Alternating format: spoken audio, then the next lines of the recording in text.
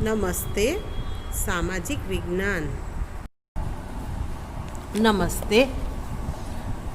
આજે આપણે સામાજિક વિજ્ઞાનમાં ધોરણ 9માં 16મો પાઠ આબોહવા, એમાં આજે આપણે જે 3 ઋતુઓ છે એમાં પહેલી ઋતુ શીત ઋતુ એટલે કે આપણે શિયાળાની ઋતુ વિશે આપણે સમજ મેળવીએ, એના વિશે આપણે અભ્યાસ કરીશું. ભારતમાં ડિસેમ્બરથી ફેબ્રુઆરી 3 મહિનાનો આ જે સમયગાળો છે એ શીત ઋતુનો છે. કારણ કે આ 3 ઋતુમાં આ 3 મહિનામાં ભારતની અંદર ઠંડીનો અનુભવ થાય છે, શિયાળાનો અનુભવ થાય છે, એટલે એને આપણે શીત ઋતુ ગણવામાં આવે છે. 22 સપ્ટેમ્બરથી 21 માર્ચ સુધી સૂર્યના કિરણો ભારતનો જે ભૂમિ ભાગ છે એટલે કે નમસ્તે. આજે આપણે સામાજિક વિજ્ઞાનમાં 16મો પાઠ આબોહવા, એમાં આપણે ભારતની ઋતુઓ વિશે સમજીએ. જેમાં આપણે પહેલી ઋતુ સમજવાની છે શીત ઋતુ એટલે કે શિયાળાની ઋતુ. ભારતમાં શિયાળાની ઋતુનો અનુભવ 3 મહિના થાય છે, જે ડિસેમ્બરથી શરૂ થાય છે તો ફેબ્રુઆરી સુધી. ડિસેમ્બરથી શરૂ થાય છે તો ફેબ્રુઆરી એટલે કે ડિસેમ્બર, જાન્યુઆરી, ફેબ્રુઆરી, આ 3 માસના સમયગાળાને શિયાળાની ઋતુ ગણવામાં આવે છે.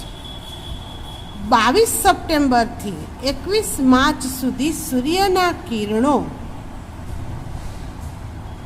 દક્ષિણ ગોળાર્ધમાં, આ ભાગમાં સૂર્યના કિરણો દક્ષિણ ગોળાર્ધમાં સીધા પડે છે એટલે કે લંબ પડે છે.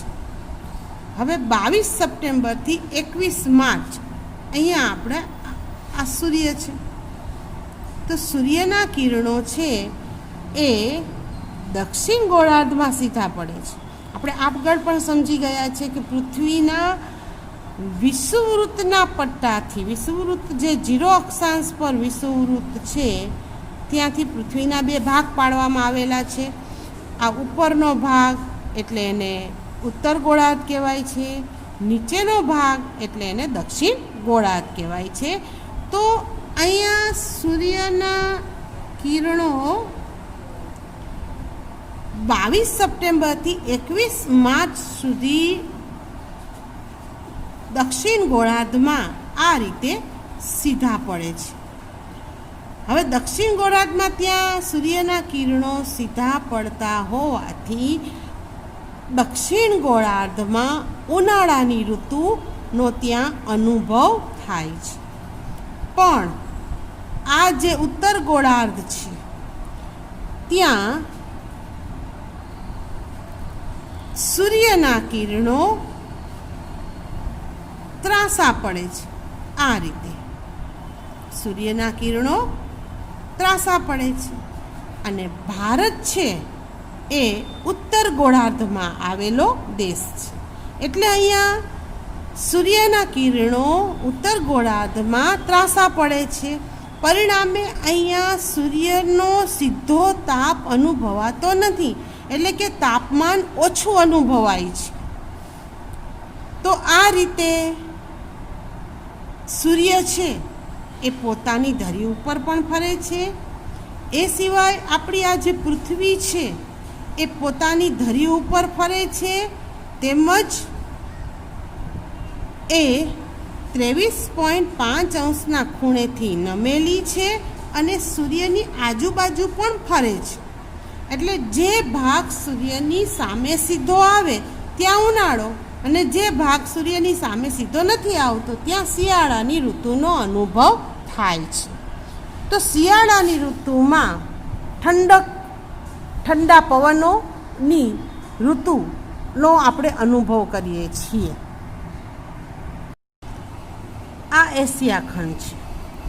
હવે મધ્ય એશિયામાંથી આવતા જે પવનો છે એ આ જે આપણું આ ભારત છે ત્યાં આ પવનો પહોંચે છે. હવે મધ્ય એશિયામાંથી આ જે પવનો આવે છે, હવે અહીંયા ઉપર આ હિમાલયની અહીંયા ગિરિમાળા આવેલી છે. આ આખી હિમાલયની ગિરિમાળા છે. એટલે મધ્ય એશિયામાંથી વાતા જે પવનો છે એ પવનો હિમાલયમાંથી પસાર થઈ અને અહીંયા આ ભારત છે, આ ભારતમાં પહોંચે છે.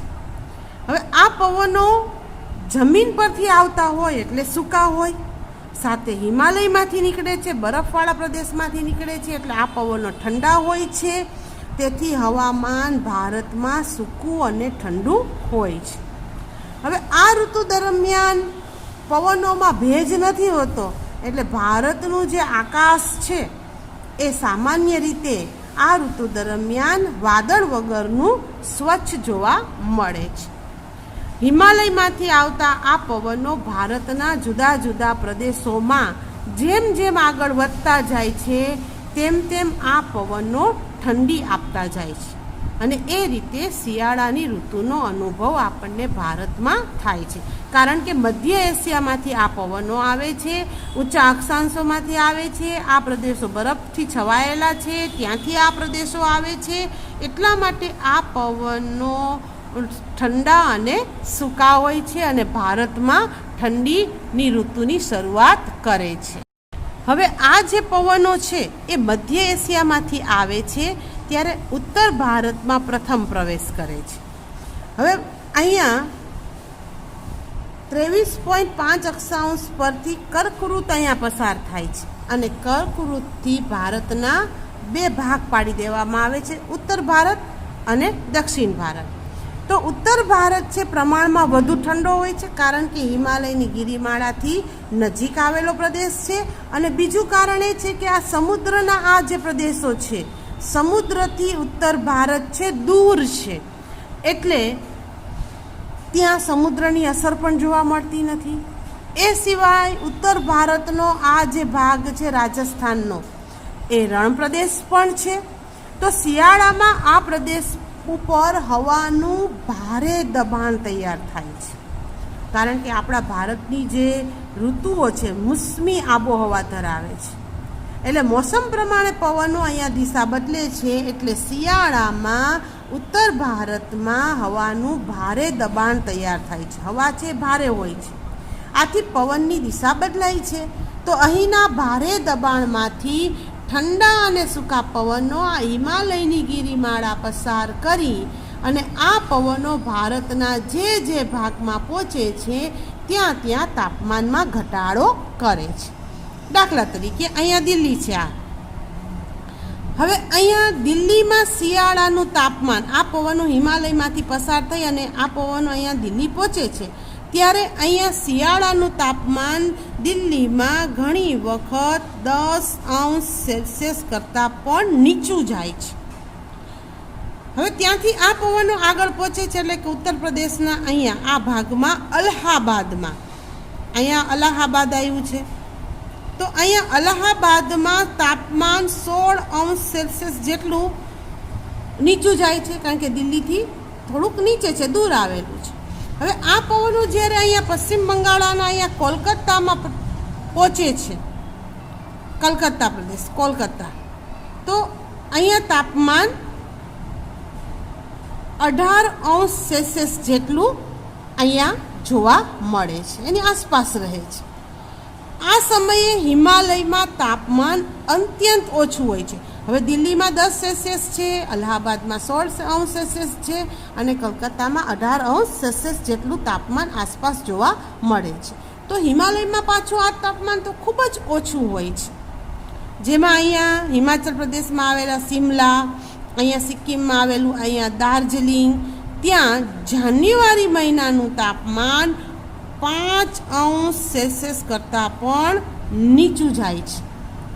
હવે આ હિમાલયના જે ઊંચા ક્ષેત્રો છે ત્યાં હિમવર્ષા પણ થાય છે અને હિમવર્ષા થાય ત્યારે ઠંડી અને ભારે હવા ભારતમાં મેદાનો તરફ અહીંયા પ્રવેશી જાય છે. ભારતમાં મેદાન તરફ એ ધસી આવે છે, કારણ કે હિમાલયની આ પર્વતો ઉપર હિમવર્ષા થઈ છે, એટલે ખૂબ જ ઠંડા અને સૂકા પવનો આ મેદાની પ્રદેશના જે ભારતના વિસ્તારો છે એ તરફ ધસી આવે છે. પરિણામે આ મેદાની પ્રદેશો સહિત રાજસ્થાન, ગુજરાત, ત્યાં ખૂબ જ ઠંડીનો અનુભવ થાય છે. ઠંડીનું મોજું ફરી વળે છે. તાપમાન એકાએક ઘટાડો થાય છે, કારણ કે હિમવર્ષા થાય એટલે તાપમાન અચાનક ઘટી જાય છે. એકાએક એમાં ઘટાડો થાય છે. કેટલાક ભાગોમાં તો અહીંયા રાજસ્થાન, ગુજરાતમાં ક્યાંક હિમ પણ પડે છે. પરિણામે અહીંયા જે કપાસ જેવા ખેતીના પાક જે ઉગાડવામાં આવેલા હોય છે એને નુકસાન પણ થાય છે. શિયાળાની ઋતુમાં, શીત ઋતુમાં ઊંચા જે હિમાલયના પર્વતીય ક્ષેત્રો છે એને બાદ કરતાં ભારતમાં તાપમાન છે એ ઠાર બિંદુથી નીચું નથી જતું, પણ આ હિમાલયના જે ઊંચા ક્ષેત્રો છે ત્યાં તાપમાન -ડિગ્રી પણ પહોંચી જાય છે, એટલે કે ઠાર બિંદુથી પણ નીચે પહોંચી જાય છે, એટલે કે પાણીનું બરફના સ્વરૂપમાં રૂપાંતર થઈ જાય છે. કારણ કે હિમાલયની ગિરિમાળાઓ મધ્યના એશિયાના આ બધા દેશો છે, તો હિમાલયની ગિરિમાળાઓ મધ્ય એશિયા તરફથી આવતા જે અતિશય જે ઠંડા પવનો છે એને રોકે છે. એટલે એ રીતે પણ ભારત માટે હિમાલયની ગિરિમાળા ખૂબ ઉપયોગી છે, કારણ કે ભારતને સખત ઠંડીથી બચાવવાનું કામ પણ આ હિમાલયની ગિરિમાળા કરે છે. ભારતમાં ઠંડા પવનોને પ્રવેશવા દેતી નથી, એટલે ભારતમાં અતિશય શિયાળાનો અનુભવ પણ આ વિસ્તારમાં થતો નથી. હવે ઉત્તર ભારતમાં આવી પરિસ્થિતિ છે, તો શિયાળામાં આપણે દક્ષિણ ભારતની વાત કરીએ તો ઉત્તર ભારત કરતાં દક્ષિણ ભારતની પરિસ્થિતિ કંઈક જુદી છે. જેમાં દક્ષિણ ભારત છે એ વિષુવવૃત્તથી નજીક છે. અહીંયા વિષુવવૃત્ત છે એ 0 અક્ષાંશ પર આવેલું છે, અહીંયા નીચેની તરફ. તો વિષુવવૃત્તથી ભારતનો આ ભાગ છે એ નજીક છે. વિષુવવૃત્ત ઉપર હંમેશા સૂર્યના સીધા કિરણો પડે છે, એટલે ભારતનો આ જે દક્ષિણ ભાગ છે એ ઉષ્ણકટિબંધમાં આવેલો છે. એ સિવાય ભારત છે એ દ્વીપકલ્પ છે, એટલે કે ભારતનો દક્ષિણ ભાગમાં ત્રણેય બાજુએ સમુદ્ર આવેલો છે, એટલે દ્વીપકલ્પ આકાર ધરાવે છે. તેના અંદરના ભાગોના આ જે પ્રદેશો છે એ સમુદ્રથી બહુ દૂર નથી, ત્રણેય બાજુ સમુદ્ર છે, એટલે સમુદ્રથી આ ભાગો દૂર પણ નથી. જ્યારે ઉત્તર ભારતના આ ભાગો સમુદ્રથી દૂર છે, એટલે ત્યાં સમુદ્રની કોઈ અસર શિયાળા ઉપર જોવા મળતી નથી. પણ અહીંયા દક્ષિણ ભારતમાં જે પ્રદેશો છે ત્યાં સમુદ્રની અસર છે એ સ્પષ્ટ જોવા મળે છે, કારણ કે સમુદ્રથી નજીક આવેલા છે. એટલા માટે અહીંયા ઉત્તર ભારતમાં જ્યારે કાતિલ ઠંડી અનુભવાતી નથી, કારણ કે ઉત્તર ભારતમાં છે કાતિલ ઠંડીનો જ્યારે અનુભવ થાય છે, પણ અહીંયા દક્ષિણ ભારતમાં કાતિલ ઠંડીનો અનુભવ થતો નથી. હિમવર્ષા પણ અહીંયા નથી થતી, કારણ કે ઉત્તર ધ્રુવમાંથી આવતા ઠંડા પવનોને હિમાલયની ગિરિમાળા રોકે છે. અહીંયા પહોંચતા અહીંયા સમુદ્રની અસરી પવનો ઉપર જોવા મળે છે, એટલે આ ભાગમાં હિમવર્ષા પણ થતી નથી. એટલા માટે અહીંયા તાપમાન પણ નીચે નથી જતું. દાખલા તરીકે જાન્યુઆરી માસમાં અહીંયા કોચીનમાં આવેલું જે તાપમાન છે, કેરળનો આ જે કોચીન વિસ્તાર છે અહીંયા કોચીન આવેલું છે, ત્યાં તાપમાન 26°C જેટલું જાય છે. ત્યારે અહીંયા મદુરાઈનું 25°C જેટલું તાપમાન છે, જ્યારે તમિલનાડુના અહીંયા ચેન્નાઈમાં તાપમાન 24°C જેટલું હોય છે.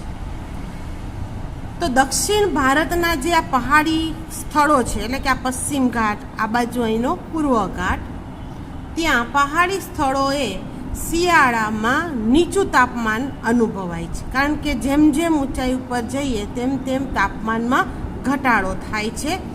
દક્ષિણથી ઉત્તર તરફ જઈએ, જેમ જેમ દક્ષિણથી ઉત્તર તરફ જઈએ તેમ તેમ તાપમાનમાં ઘટાડો થતો જાય છે, કારણ કે સૂર્યના કિરણો ભારતનો દક્ષિણ ભાગ છે એ સૂર્યથી નજીક છે, એટલે સૂર્યના કિરણો દક્ષિણ ભારતમાં સીધા પડે છે, લંબ પડે છે.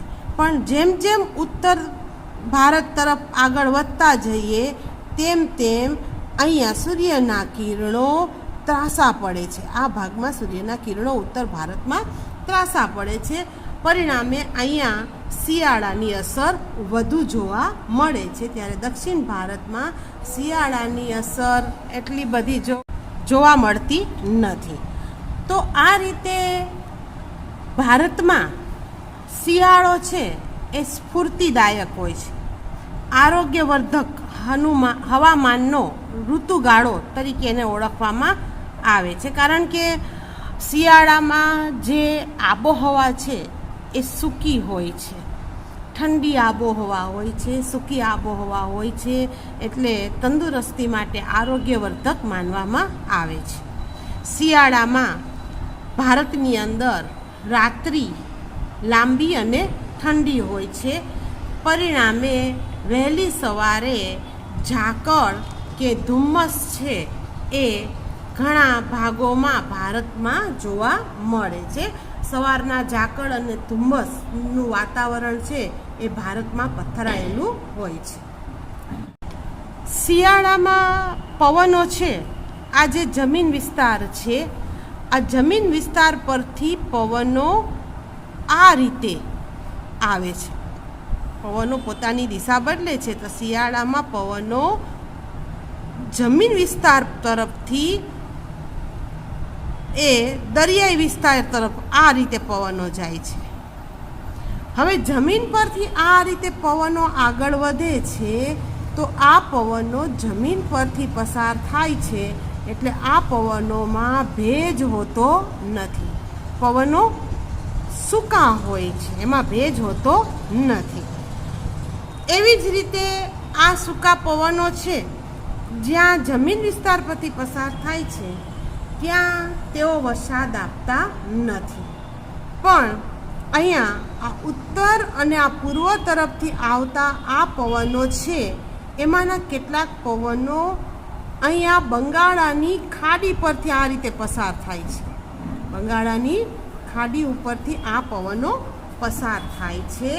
પરિણામે આ પવનનો થોડો ઘણો ભેજ છે, આ પવનનો થોડો ઘણો ભેજ અહીંયા ગ્રહણ કરે છે, અને જેના પરિણામે જ્યારે આ પવનો અહીંયા તમિલનાડુના આ કોરોમંડલનો આ જે મેદાની પ્રદેશ છે, આ ભાગમાં કોરોમંડલનો આ મેદાની પ્રદેશ છે, તો અહીંયા આ કોરોમંડલના આ મેદાની પ્રદેશમાં આ ભેજવાળા પવનો અહીંયા વરસાદ આપે છે.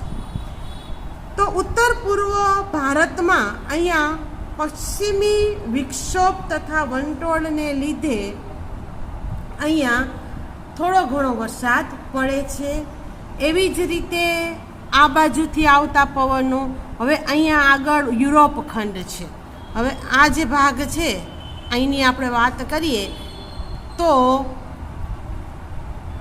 મધ્ય એશિયા છોડીને આગળ આ બાજુ યુરોપના ખંડોના દેશો આવેલા છે, યુરોપ ખંડના દેશો. તો અહીંયા ભૂમધ્ય સમુદ્ર છે, તે ભૂમધ્ય સમુદ્ર પરથી વાતા પવનો જ્યારે અહીંયા ભારત પહોંચે છે ત્યારે પશ્ચિમી વિક્ષોભને કારણે અહીંયા પંજાબ અને હરિયાણામાં આ પવનો અહીંયા વરસાદ આપે છે. જે અહીંયા શિયાળામાં લેવાતો જે ઘઉં રવિ પાક છે એના માટે ખૂબ જ ઉપયોગી છે. આ પવનો ઘણી વખત ગુજરાતમાં પણ પ્રવેશ કરે છે, તો ગુજરાતમાં પણ શિયાળામાં વરસાદ પડે છે, અને જેને આપણે કમોસમી વરસાદ અથવા તો માવઠું કહીએ છીએ. તો આ રીતે ભારતમાં શિયાળાની ઋતુનો અનુભવ આપણે કરીએ છીએ. નમસ્તે.